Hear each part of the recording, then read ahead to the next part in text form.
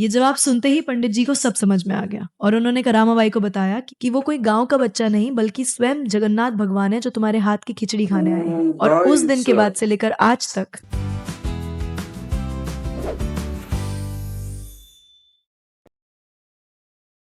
Hello everyone, welcome back to our channel. मैं मोहम्मद आजाद। मैं मोहम्मद शहजाद और आप देख रहे हैं बड़ी ब्रोस रिएक्शन। उम्मीद है आप सब खैरियत से होंगे। और आज की वीडियो जगन्नाथ रथ यात्रा जो कि पुरी के मकाम में उड़ीसा में है उस पे उसका पार्ट 2 है। इसका पार्ट 1 भी हमारे चैनल पे पड़ा हुआ है, उस पे हमने रिएक्शन दिया हुआ है।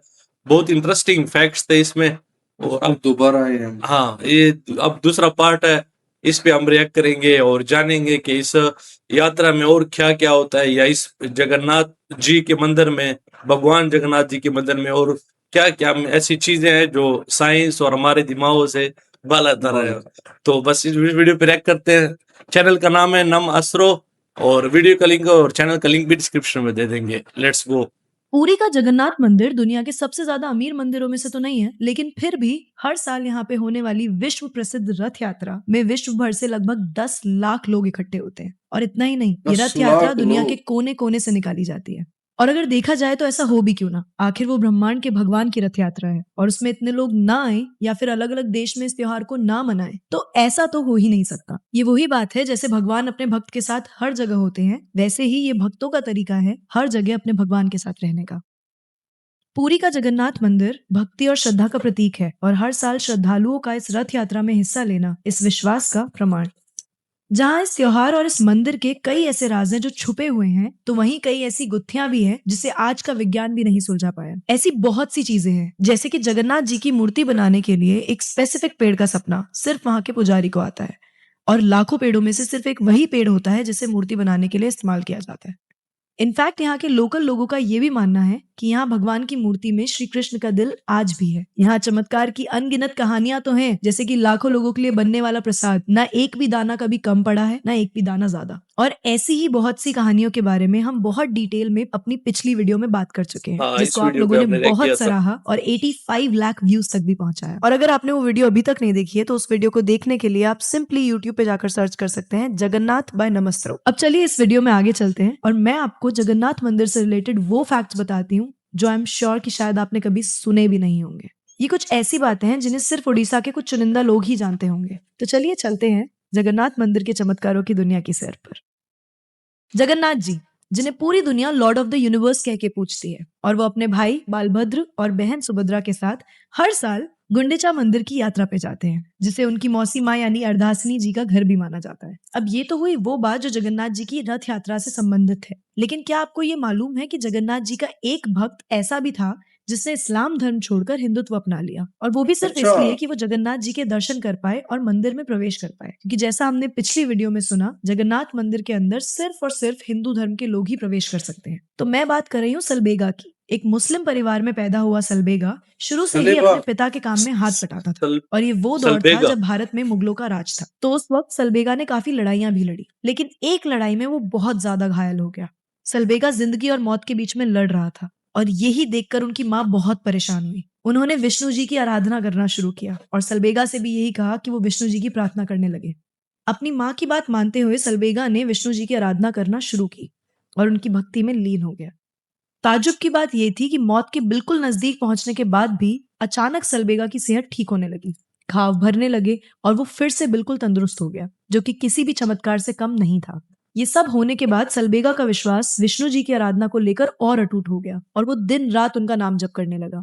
सलबेगा की भक्ति देख उनकी माता जी ने उन्हें जगन्नाथ जी के बारे में बताया और ये बताया कि हर साल पुरी से एक रथ यात्रा निकलती है जिसकी बहुत मान्यता है और जिसमें खुद भगवान जगन्नाथ जी विराजमान होते हैं। वो अपने भाई और बहन के साथ पूरे शहर की सैर करते हैं। जब सलबेगा को ये सब कुछ पता चला तो जगन्नाथ भगवान के मंदिर गया, और जब वो वहां पहुंचा तो उसे दर्शन करने से रोक दिया गया। कारण सिर्फ एक ही था, सलबेगा हिंदू धर्म से नहीं था और मंदिर में प्रवेश सिर्फ हिंदू समुदाय के लोग ही कर सकते थे।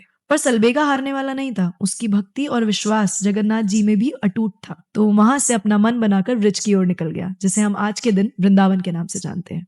ब्रज पहुंचकर सलबेगा सभी साधुओं के साथ भजन कीर्तन करने लगा, उनके साथ रहने लगा और कोशिश करने लगा कि उसे ज्ञान की प्राप्ति हो जाए। वो उनकी बातों को ध्यान से सुनता था, समझने की कोशिश करता था, ताकि वो हिंदू देवी देवताओं के बारे में और हिंदू धर्म के बारे में अच्छे से जान सके। हिंदू धर्म के अनुसार पूजा पाठ का ज्ञान लेने के बाद सलबेगा दोबारा जगन्नाथ जी के दर्शन करने के लिए आया, और ये वो समय था जब जगन्नाथ जी की रथ यात्रा निकलनी थी। पर वहां तक पहुंचते पहुंचते वो इतना ज्यादा बीमार हो गया कि उसने रथ यात्रा को देखने की और जगन्नाथ जी के दर्शन की आशा ही छोड़ दी। पर उसके मन की श्रद्धा उसे हार नहीं मानने दे रही थी। उसने भगवान विष्णु की आराधना फिर से करना शुरू करी और उनसे जगन्नाथ रथ यात्रा देखने की मन्नत मांगने लगा। भगवान विष्णु पे अटूट विश्वास और अपने दिल में श्रद्धा लेकर वो यात्रा देखने के लिए निकल तो गया, पर जब तक वो वहां पहुंचता तब तक यात्रा को वापस ले जाने का समय हो चुका था। पर भगवान का चमत्कार तो देखो, जब सलबेगा वहां पहुंचा तो उसे पता लगा कि जगन्नाथ जी का रथ कब से एक ही जगह पर रुका हुआ है। सबकी बहुत कोशिशों के बाद भी वो रथ वहां से नहीं हिला, क्योंकि भगवान खुद अपने भक्त का इंतजार कर रहे थे। जैसे ही सलबेगा वहां पहुंचा और उसने रथ के दर्शन किए, वो रथ अपने आप चल पड़ा। तो सलबेगा के दर्शन तो हो ही गए, और इसी दिन के बाद वो श्री जगन्नाथ जी का सबसे चहीता भक्त भी कहलाने लगा। इनफैक्ट सलबेगा की मृत्यु के बाद उसका अंतिम संस्कार भी उसी जगह किया गया जहां जगन्नाथ जी ने उसके इंतजार में अपना रथ जाम कर दिया था, और वहीं उसके गौरव में उसके लिए समाधि भी बनाई गई। और ये कहानी सिर्फ काल्पनिक नहीं है। आज भी जगन्नाथ जी की रथ यात्रा जब निकलती है तब उनका रथ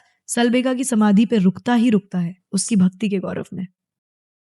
अब जहाँ रीत ही ऐसी चली आई है शुरू से कि हिंदुओं के अलावा कोई मंदिर में प्रवेश नहीं कर सकता, वहीं ये कहानी एकदम इसके ऑपोजिट है, क्योंकि ये कहानी दर्शाती है कि भगवान के लिए सिर्फ एक भक्त की श्रद्धा और उसका अटूट विश्वास ही मायने रखता है, फिर चाहे वो किसी भी समुदाय से संबंध रखता हो। मतलब आप खुद सोचिए कि दुनिया भर में जहाँ भक्त खुद जाते हैं अपने भगवान के दर्शन करने के लिए, वहीं इसके विपरीत पुरी में भगवान खुद अपने भक्त के दर्शन के लिए रुकते हैं। अब आगे बढ़ते हैं। सलबेगा की कहानी की तरह ही एक और कहानी है जिसके बारे में बहुत ही कम लोगों को पता है। दुनिया भर में जिस तरह से अलग अलग देशों में जगन्नाथ रथ यात्राओं की संख्या बढ़ती जा रही है, वहीं पे जगन्नाथ जी के भक्तों का विश्वास भी बढ़ता जा रहा है। और इस बात से तो भक्तों को फर्क ही नहीं पड़ता कि वो पोलैंड से हैं या फिर इंग्लैंड से, क्योंकि डीप डाउन तो वो भी जानते हैं कि ब्रह्मांड के रचयिता के लिए तो सब उनके अपने ही हैं। आज के वक्त में बहुत से लोग जानते हैं कि जगन्नाथ रथ यात्रा क्या है और इसका महत्व क्या है, पर क्या आप ये जानते हैं कि जगन्नाथ रथ यात्रा का पागलपन इस दुनिया भर के शहरों में फैला कैसे? तो बात है 1968 की, जब हरे कृष्णा मूवमेंट चला, जिसकी नींव दुनिया भर के शहरों में स्वामी प्रभुपाद जी ने रखी थी, जिन्हें दुनिया के हर कोने में कृष्ण जी का ज्ञान बांटने का श्रेय भी दिया जाता है। हरे कृष्णा मूवमेंट विदेशों में एक क्रांति की तरह छिड़ गया और लोग ये समझने लगे कि वो नाम जप से मोक्ष की प्राप्ति कर सकते हैं, और यही वजह बनी कि वक्त दर वक्त भक्तों की संख्या के साथ त्योहार को मनाने वाले शहरों की संख्या भी बढ़ने लगी। अब इसमें एक बहुत रोचक बात है जो हमें अगले फैक्ट पे लेकर आती है, वो बात जुड़ी है रथ यात्रा के निर्माण कार्य से।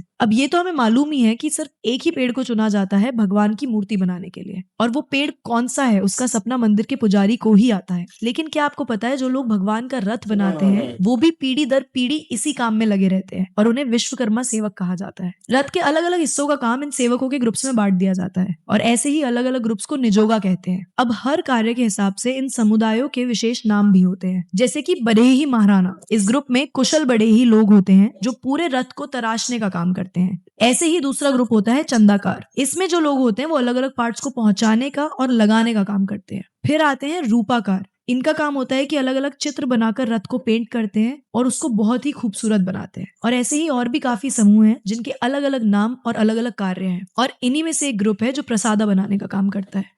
पिछली वीडियो में आपने ये तो सुन ही लिया कि मंदिर में प्रसाद बनाने के लिए 5 से 6 मिट्टी के बर्तन लगते हैं, और जो बर्तन सबसे ऊपर होता है उसका प्रसाद सबसे जल्दी बनता है, जबकि जो बर्तन सबसे नीचे होता है वो आग की सतह पे होने के बाद भी सबसे आखिर में खाना पका पाता है। ये कहानी तो हम सबने सुन ली, पर क्या हमने कभी करामा खिचड़ी के बारे में सुना है? तो चलिए आज सुनते हैं। करामा खिचड़ी। बहुत समय पहले की बात है। करामा बाई नाम की एक वृद्ध औरत हुआ करती थी जो अपने खाने के लिए सिर्फ खिचड़ी बनाती थी, और उनका खिचड़ी बनाने का तरीका बहुत ही अनोखा था। वो जिस दातुन से ब्रश करती थी उसी दातुन से खिचड़ी बनाया करती थी, और इसका कारण था गरीबी और बर्तनों की कमी। वो रोज ये खिचड़ी बनाती थी, फिर पहले भगवान जगन्नाथ जी को प्रसाद चढ़ाती थी और फिर खुद वो खिचड़ी खाती थी। करामा बाई जगन्नाथ जी को अपने बच्चे की तरह मानती थी और उनका रख रखाव भी बिल्कुल वैसे ही करती थी। पर एक दिन अचानक से एक बच्चा करामा बाई के घर आया और उनसे खिचड़ी मांगने लगा। करामा बाई हैरान रह गई और उन्होंने उस बच्चे को मना कर दिया, क्योंकि वो देखने में बहुत ही अच्छे परिवार से लग रहा था। थोड़ी देर हुई, वो बच्चा नहीं माना और उसने फिर से करामाबाई से खिचड़ी की जिद कर ली। उस बच्चे को खिचड़ी के लिए जिद करता हुआ देखकर करामाबाई का मातृभाव जाग गया, तो इस बार वो उसे मना नहीं कर पाई और उन्होंने उसे खिचड़ी खिला दी। जब ऐसा पहली बार हुआ तब करामाबाई ने थोड़ा आश्चर्य तो किया, लेकिन जब वही बच्चा हर दिन आने लगा तो धीरे धीरे करामाबाई का मातृभाव उसके लिए और स्ट्रांग होता गया और संदेह की दीवार मातृ प्रेम से रंगने लगी। अब इसी सब के चलते एक दिन अचानक ये पता चला चला, जगन्नाथ जी के मंदिर में भगवान ने पंडितों का बनाया हुआ भोजन स्वीकारा ही नहीं। अब ये कैसे पता चलेगा कि भगवान ने भोजन स्वीकारा कि नहीं? पुरी के जगन्नाथ मंदिर में भगवान को भोजन कराने से पहले कुछ ऐसे रिचुअल्स होते हैं जो वहाँ के मुख्य पंडित परफॉर्म करते हैं। वो भोजन को अपने दोनों हाथों में लेते हैं और उसमें ये देखते हैं कि इसमें भगवान की आकृति दिख रही है या नहीं, क्योंकि अगर आकृति दिख रही है तो मतलब भोजन स्वीकृत है, और अगर नहीं दिख रही है तो उसका उल्टा। और उस दिन एकदम यही हुआ। मुख्य पंडित जी को उस दिन प्रसाद में भगवान की आकृति नहीं दिखाई दी। तो जब ऐसा हुआ तो कुछ लोगों ने सुझाव दिया कि करामाबाई की खिचड़ी का भोग लगाकर देख लो। तो मुख्य पुजारी ने एक सांस में ही मना कर दिया, क्योंकि वो जानते थे कि करामाबाई खिचड़ी एक अलग तरीके से बनाती हैं। अब दिन ढल गया और बात खत्म हो गई। पर फिर अगले दिन जब मुख्य पंडित जी भगवान की पूजा करने फिर से आए तो उन्होंने देखा कि भगवान के मुंह पे खिचड़ी लगी हुई है। ये देखकर मानो उनके होश से उड़ गए। ये देखते ही वो तुरंत भागकर करामाबाई के घर गए और उनसे पूछने लगे, क्या कोई बच्चा तुम्हारे यहाँ खिचड़ी खाने आया था? तो करामाबाई ने कहा, हाँ। ये जवाब सुनते ही पंडित जी को सब समझ में आ गया और उन्होंने करामाबाई को बताया कि वो कोई गांव का बच्चा नहीं बल्कि स्वयं जगन्नाथ भगवान है जो तुम्हारे हाथ की खिचड़ी खाने आए हैं। और उस दिन के बाद से लेकर आज तक हर साल रथ यात्रा के वक्त प्रसादा के रूप में खिचड़ी ही बनती आ रही है। मैं जानती हूँ अब तक आप ये तो जान चुके Unbelievable. होंगे कि ऐसी एक नहीं पर अनेकों कहानियां हैं जो इंसान और विज्ञान के होश उड़ाने के लिए काफी हैं, और ऐसे ही कई रहस्य और चमत्कार भी हैं जो आज भी वहां के रहने वाली जनता को मालूम है, पर हमें उनके बारे में कोई आइडिया नहीं। जिसका एक कारण ये भी है कि भगवान की लीला हर किसी के समझने की बात ही नहीं। इसे सिर्फ वही समझ सकते हैं जो या तो सलबेगा जैसे तपस्वी हो या फिर वो जिनका श्रद्धा और विश्वास भगवान में अटूट है। समझने वाली बात यह भी है, ऊंच नीच, सच्चा झूठा, अपना पराया, भगवान के मंदिर में ये सब नहीं चलता। भगवान की श्रद्धा और उनकी सेवा इन सब से बहुत ऊपर है। मैं इस वीडियो के आखिर में बस यही आशा करती हूँ कि आपको ये वीडियो पसंद आई होगी और इस वीडियो को आप जगन्नाथ जी के हर उस भक्त तक पहुंचाएंगे जिन्हें ये अनसुनी कहानियां सुननी चाहिए और आज की दुनिया के अनुसार भगवान और भक्तों के बीच के प्रेम को पहचानना चाहिए। नमस्त्रो आपके लिए ऐसा ही कंटेंट और कहानियां लाता रहेगा। तो बहुत मजे की वीडियो बनाई है नमोस्तु अस्त्रों ने। इस चैनल को भी लाइक शेयर सब्सक्राइब कीजिए। और जिस तरह इसमें बताया है कि किस तरह जगन्नाथ जी जो है ना इतना मशहूर है, 10 लाख के लोग इसकी यात्रा में आते हैं, तो उसके पीछे बहुत सी वजह हैं उस जिसमें बहुत सारी बताई भी है और हमारे ज़हन से बिल्कुल बालातर है। तो बिल्कुल सलाब सब कौन सा नाम था उसका? वो सलाब सलबेगा। सलबेगा। इसकी स्टोरी तो ऐसी थी कि बहुत बहुत ही इंटरेस्टिंग स्टोरी थी। यस ऐसे जैसे जज्बा इंसान को आ जाता है, यस इतना मजा है। वो पता नहीं कहाँ से आ रहा होता है और मतलब उसे दर्शन नहीं हो रहे, हाँ, और फिर अचानक ऐसे हो कि उसके फिर वो जो वो नहीं जा रही होती और वो यात्रा नहीं आगे बढ़ रही थी। तो यार ये बिल्कुल शॉकिंग था हमारे लिए। बहुत ऐसी बात थी कि हम हैरान हो गए। और उसके बाद फिर ये बच्चे वाली जो भगवान जी बच्चे के रूप में आ जाते हैं और उससे खिचड़ी खा जाते हैं, तो यार ये बहुत बेहतर है। ये बहुत Yes. बहुत मजा है जितना आप यहाँ पे हैं। यस और ऐसे लग रहा था कि हमने कोई ऐसे सच्चाई देख लेगी ना कि जिससे इंसान के दिल में खुशी आ जाती है।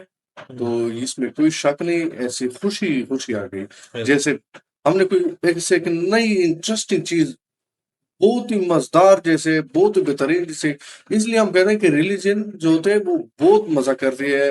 वीडियो जो भी हो रिलीजन, तो वो बहुत मजा कर लेती है। Yes. और आज ये वीडियो ऐसी थी ना कि जिसे हमें ऐसे शॉक कर दिया, बहुत ही मजा। यस और सबसे बड़ी बात, वो सलबेगा जो था वो एक मुसलमान था और उसने भगवान विष्णु की आरती की और उसको दिल में याद किया, तो उसके लिए भगवान खुद जो ये यात्रा होती है उसका रथ खुद ही रुक गया था भगवान जी का। और अभी तक उसका जहाँ पे वो हुआ है, मतलब अंतिम संस्कार उसको बोलेंगे, वहां पे भगवान जी का जब यात्रा गुजरती है तो उसका रथ वहां पे अभी भी रुक जाता है। तो लाइक हिंदू मजहब बहुत बड़ी में बात यार, बहुत बड़ी बात है। हैरान हो गए। ऐसी भी है, ऐसे भी मतलब हुए हैं और ऐसे ऐसे वाकयात, क्योंकि ये वाकयात तो दिल चीरने वाले वाकयात होते हैं। एक किस्म के मतलब आपको एक नेक्स्ट लेवल का रिलीजन, एक इतना खूबसूरत मजहब, और बड़ा मजा है यार, बेहतरीन, दिल खुश हो गया। यस और बस हमें तो बहुत मजा आया और मतलब बहुत इंटरेस्टिंग चीजें हैं, क्यूरियोसिटी बंदे को होती है कि हिंदू मजहब में और भी इस तरह। अब देखो ये कितने अजीब बात है, और मजहब वाले होते हैं वो भगवान जी के पास जाते हैं या ठीक है, तो यहाँ पे भगवान खुद अपने उसके घर जाता है। तो बहुत इंटरेस्टिंग फैक्ट है और बहुत मजा आता है सुन कर्मा के। खिचड़ी वाले हैं हाँ। तो यार ये तो बहुत बेहतर है थी बहुत बहुत मजा है बहुत मजा है जितनी भी आप कहें।